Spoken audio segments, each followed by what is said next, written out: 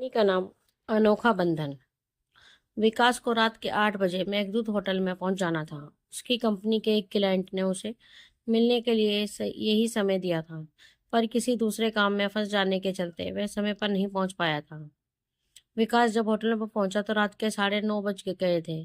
Client कमरा number 12 में ठहरा हुआ था। विकास ने डोर बेल बजाई तो खुद क्लाइंट ने दरवाजा खोला। विकास का परिचय पाकर उसे दो चार सुनाते हुए क्लाइंट ने कहा, आपको समय पर आना चाहिए था। अभी मैं एक लड़की के साथ बिजी हूँ। सॉरी सर, मैं कल दोबारा आ जाऊंगा। बताइए कितने बजे आऊँ? कल मैं किसी दूसरे काम में बिजी हूँ, कुछ सोचकर क्लाइंट ने कहा।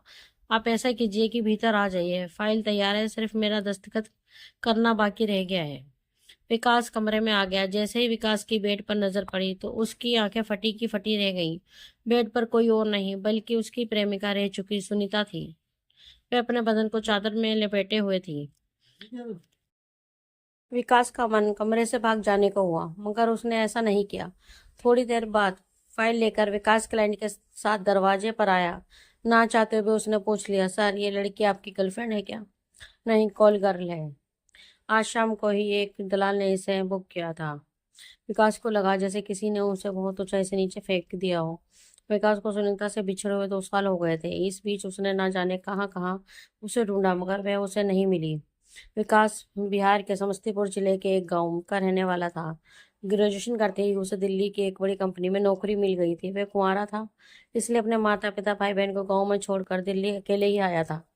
नौकरी ज्वाइन करने के बाद विकास को जिस बिल्डिंग में किराए का फ्लैट मिला था, उसी में सुनीता अपने पिता के साथ दूसरी मंजिल पर रहती थी। घर से विकास का दफ्तर बहुत दूर था, इसलिए आने जाने के लिए उसने मोटरसाइकिल खरीद ली थी।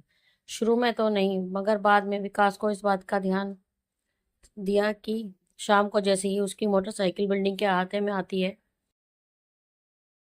दूसरी मंजिल की बालकनी में झट से 20-22 साल एक खूबसूरत लड़की आकर उसे देखने लगती है। पता करने पर मालूम हुआ कि उस लड़की का नाम सुनीता है। धीरे धीरे विकास को लगने लगा कि वह सुनीता को प्यार करने लगा है, उसके बिना नहीं रह सकता। एक दिन विकास सुनीता को अपने दिल का हाल बताने के लिए बेचैन हो गया। जैसे ही शाम को दफ्तर से आया, सुनीता को बालकनी में देखा। विकास ने संकेत से उसे बताया कि वह उसके पास आ रहा है। सुनीता ने उसे मना नहीं किया। फिर वह खुश होकर उसके फ्लैट पर पहुंच गया। सुनीता दरवाजे पर खड़ी थी। उसने मुस्कुराकर उसका स्वागत किया, फिर उसे अंदर ले आई। विकास को बैठाकर सुनीता चाय नाश्ता लाने के लिए जाने लगी तो उसने उसको रोक लिया और अपने पास बिठा लिया। विकास ने पहले उसे अपने बारे में बताया, फिर कहा कि उसे प्यार करता है और शादी करना चाहता है। क्या आपको पता है कि मैं विधवा हूँ? मेरा 1.5 साल का एक बेटा है। विकास को सुनीता की इस बात पर यकीन नहीं हुआ। उसने कहा, अभी तुम्हारी उम्र 22 साल की होगी, इतनी कम उम्र में तुम्हारी शादी हो गई, बच्चा भी हो गया और विधवा भी हो गई। मुझे लगता है कि तुम मुझसे शादी नहीं करना चाहती हो, इसलिए ऐसा कह रही हो। सुनीता कुछ कहती उससे पहले ही एक कमरे से बच्चे के रोने की आवाज सुनाई पड़ी। सुनीता उठकर उस कमरे में चली गई। जब वह आई तो उसकी गोद में एक खूबसूरत बच्चा था। ये मेरा बेटा है, इसका नाम ऋषि है। यह सुनकर विकास दुखी हो गया। वह जानता था कि उसके घर वाले हरगिज किसी विधवा से उसकी शादी नहीं होने देंगे। ऊपर से वह एक बच्चे की माँ भी थी। दरअसल बात यह थी कि जब मैं 11वीं कक्षा में पढ़ती थी तो मुझे एक लड़के से प्यार हो गया था। वह मेरे साथ ही पढ़ता था। मेरे पिता को पता चल गया था कि मैं प्यार मोहब्बत के चक्कर में फंस गई हूँ। उन्होंने उस लड़के के पिता से शादी की बात कर डाली। फिर मेरी पढ़ाई छुड़वा कर उस लड़के से शादी कर दी गई। शादी के 1 साल होते होते मैं विधवा हो गई। एक सड़क हादसे में मेरे पति की मौत हो गई थी। उस समय मैं प्रेग्नेंट थी। उसके बाद मुझ पर कहर टूट पड़ा। ससुराल वालों ने डायन कहकर घर से निकाल दिया और मैं मायके आ गई। मेरे पिता ने तो इस सदमे को बर्दाश्त कर लिया, मगर मेरी माँ बर्दाश्त नहीं कर सकी। दिल का दौरा पड़ने से उनकी मौत हो गई। माँ की मौत के बाद मैंने खुदकुशी करने की कोशिश की, मगर पिता ने मुझे बचा लिया। मुझे समझाया कि बच्चे को हर हाल में जन्म देना होगा और उसके लिए जीना होगा। उन्होंने ये भी कहा कि अगर मैं खुदकुशी कर लूंगी तो उनका क्या होगा, बुढ़ापे में उन्हें कौन देखेगा। पिता की बात बिल्कुल ठीक थी। मैं अपने माता पिता की इकलौती औलाद थी। मैं खुदकुशी कर लेती तो उन्हें देखने वाला कोई नहीं बचता। समय पर मैंने बच्चे को जन्म दिया और पूरा ध्यान उसकी परवरिश पर लगा दिया। मैं दूसरी शादी नहीं करना चाहती थी, लेकिन पिता हर हाल में मेरी दूसरी शादी कराना चाहते थे। उनका कहना था कि उनकी मौत के बाद मुझे कौन देखेगा। मजबूर होकर मैंने पिता को अपनी दूसरी शादी की सहमति दे दी, लेकिन मेरी ये शर्त थी कि मैं उसी से शादी करूंगी जो मेरे बेटे को अपना नाम देगा। लड़के की तलाश शुरू हो गई। उससे पहले मैंने अचानक एक दिन आपको देखा और दिल में बसा लिया। मैं चाहती थी कि पहले आप मुझे अपने दिल का हाल बताएं, उसके बाद मैं अपने बारे में सब कुछ आपको बता दूंगी। अब आप जो फैसला करेंगे मुझे मंजूर होगा। सुनीता की आप बीती सुनकर विकास चिंता में पड़ गया। वह आनन फानन में कोई फैसला नहीं करना चाहता था। घर वालों को मनाने की बात कहकर वह वहां से चला गया। विकास सुनीता से शादी करना चाहता था। इसके लिए उसने गांव जाकर अपने घर वालों को मनाने का फैसला किया, पर वह गांव न जा सका। 2 दिन बाद ही उसका ट्रांसफर दिल्ली से कोलकाता हो गया। कोलकाता में उसे तुरंत दफ्तर ज्वाइन करना था, इसलिए वह सुनीता को ट्रांसफर की सूचना दिए बिना दिल्ली से चला गया।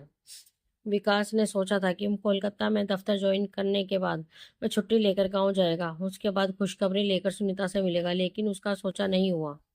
नए दफ्तर में इतना ज्यादा काम था कि उसे अगले 4 महीने तक छुट्टी नहीं मिली। सुनीता का कोई फोन नंबर उसके पास नहीं था, इसलिए वो उससे बात भी नहीं कर सका। 4 महीने बाद जब विकास को छुट्टी मिली तो उसने पहले सुनीता से मिलने का विचार किया। सुनीता से मिलकर वह उसे बता देना चाहता था कि वह उससे हर हाल में शादी करेगा और उसके बेटे को अपना नाम देगा। विकास सुनीता के फ्लैट पर गया तो वहां कोई दूसरा था। पूछताछ करने पर पता चला कि उसके जाने के 1 महीने बाद ही सुनीता के पिता के दिल का दौरा पड़ने से मौत हो गई थी। उसके बाद सुनीता फ्लैट बेचकर अपने मामा के साथ चली गई। उसका मामा कहाँ रहता था ये किसी को पता नहीं था। गाँव न जाकर विकास उसी दिन से सुनीता की तलाश में लग गया।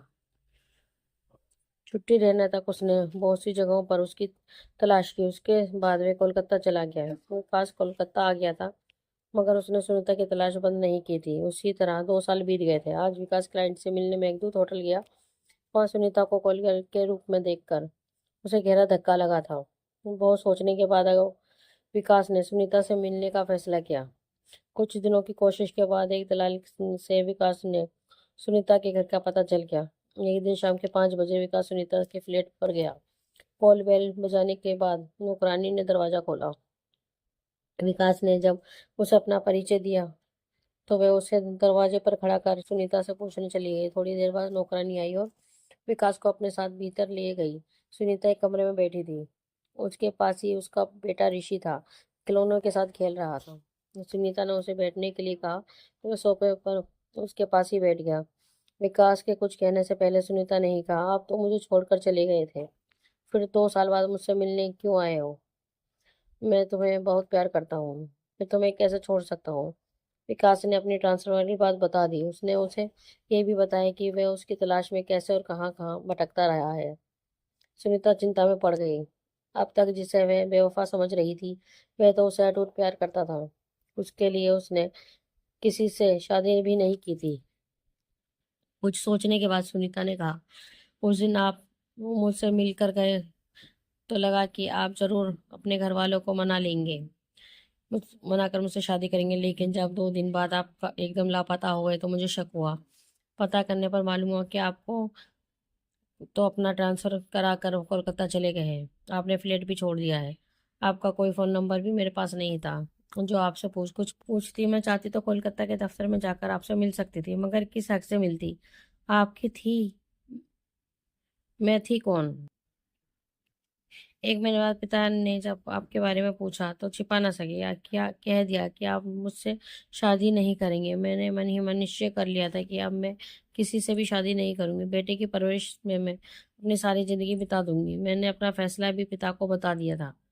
मेरे इस फैसले से पिता को जबरदस्त सदमा पहुंचा और उनकी मौत हो गई। पिता की मौत के पर मामा आए थे। मुझे समझा बुझाकर उन्होंने फ्लैट बेच दिया, फिर मुझे अपने साथ ले गए। मेरा ननिहाल कानपुर में था। वहाँ 2-3 महीने तक सब कुछ ठीक ठाक चला। उसके बाद मुझे घर की नौकरानी बना दिया गया। मेरा भाई था, वह मुझसे 2 साल छोटा था। उसकी मुझ पर बुरी नज़र थी, मैं उससे बचकर रहती थी। एक दिन मुझे मौका मिल ही गया। घर के सारे लोग किसी रिश्तेदार की शादी में गए थे, वह भी गया था, मगर न जाने कैसे थोड़ी ही देर बाद ही वह लौट आया और मुझ पर टूट पड़ा। उस शैतान से मैं अपनी लाज बचा न सकी। मैं चुप रहने वालों में से नहीं थी। घर वाले जब रिश्तेदार के यहाँ से लौट कर आए तो मैंने उसकी करतूत सभी को बता दी। उसके बाद मुझ पर कह टूट पड़ा। सभी ने मुझे ही कसूरवार माना। फ्लैट का रुपया मामा के पास था। मामा ने बगैर रुपये दिए धक्के मारकर घर से निकाल दिया। मैं अपने बेटे के साथ इस उम्मीद से दिल्ली गई थी कि पिता की कंपनी में मुझे नौकरी मिल जाएगी, पर वहाँ नौकरी नहीं थी। कंपनी में काम कर रहे एक शख्स ने एक पता देकर ये कहकर मुझे कोलकाता भेज दिया कि वहाँ नौकरी जरूर मिल जाएगी। कोलकाता आकर पता चला कि उस शख्स ने मुझे जिसके पास भेजा था वह सेक्स रैकेट चलाता था। मेरी ज़िंदगी तो बर्बाद हो चुकी थी। अब मैं बेटे की ज़िंदगी बर्बाद नहीं होने देना चाहती थी, इसीलिए सेक्स रैकेट से जुड़ गई। 1 साल बाद में उस सेक्स रैकेट टीम से अलग हो गई। अब मैं अपना काम खुद करती हूँ। सुनीता चुप हो गई तो विकास ने कहा, जो होना था वह हो गया, अब तुम मुझसे शादी कर लो। ये सुनकर सुनीता हैरान रह गई। सुनीता को हैरत में पड़ा देख विकास ने कहा, मैं तुमसे बेहद प्यार करता हूँ, इसलिए सब कुछ जानने के बाद तुमसे शादी करूंगा। तुम्हारे लिए मुझे अपने घर वालों से रिश्ता तोड़ना होगा तो तोड़ दूंगा। सुनीता ने सोचने समझने के लिए विकास से 1 दिन का समय लिया। अगले दिन सुबह जब विकास सुनीता के घर गया तो वहाँ का अजीब सा मंजर देखकर परेशान हो गया। फ्लैट पर पुलिस थी, सुनीता की नौकरानी भी वहाँ थी। पूछताछ करने पर विकास को पता चला कि सुनीता ने रात को के किसी पहर में खुदकुशी कर ली थी। सुबह सवेरे जब नौकरानी काम करने आई तो फ्लैट का दरवाजा अंदर से बंद था। जब सुनीता ने दरवाजा नहीं खोला तो नौकरानी ने पड़ोसी को बताया और उसने पुलिस को सूचना दी। पुलिस आई और फ्लैट का दरवाजा तोड़कर अंदर गई। सुनीता सीलिंग फैन से झूल रही थी। सुनीता ने पुलिस के नाम सुसाइड नोट लिखा था। उसमें लिखा था कि वह अपने काम से खुश नहीं थी, इसीलिए खुदकुशी कर रही है। सुनीता ने एक खत विकास के नाम भी लिखा था। उस खत में लिखा था, पाप का बोझ लेकर अब मैं जीना नहीं चाहती, इसलिए दुनिया से विदा ले रही हूँ। उम्मीद है कि मेरे बेटे ऋषि को आप अपना नाम देंगे। विकास ने पुलिस को बताया कि सुनीता उसकी बिन ब्याही पत्नी थी और ऋषि उन दोनों के प्यार की निशानी है। पुलिस ने ऋषि को विकास के हवाले कर दिया। दोस्तों, आपको हमारी कहानी अनोखा बंधन कैसी लगी, प्लीज़ हमें कमेंट में बताएं। अगर कहानी आपको अच्छी लगी हो तो अपने दोस्तों के साथ शेयर करें और हमारे चैनल को लाइक एंड सब्सक्राइब करना ना भूलें। धन्यवाद।